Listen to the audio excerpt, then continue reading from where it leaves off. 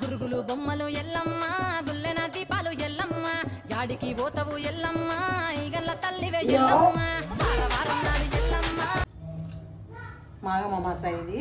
నేను ఎల్లమ్మ తల్లి ఎల్లమ్మ వస్తుంది నాకు. ఎల్లమ్మ శాఖలు పెడుతున్నాము. ప్రతి సంవత్సరం పెడతాం ఇట్లనే ఎల్లమ్మ శాఖలు పెట్టి అందరికి నైవేద్యం పెడతాం. దేవుడికి శాఖ పెడతాము పెట్టి పసుపు పొట్టించి అందరికీ భోజనాలు పెడతాము. ప్రతిసారి ఇట్లనే చేస్తాము. పరమన్నము, నైవేద్యాలు, గుడాలు, వంకాయ, ఆలుగడ్డ, టమాటా పప్పు, పచ్చి పులుసు,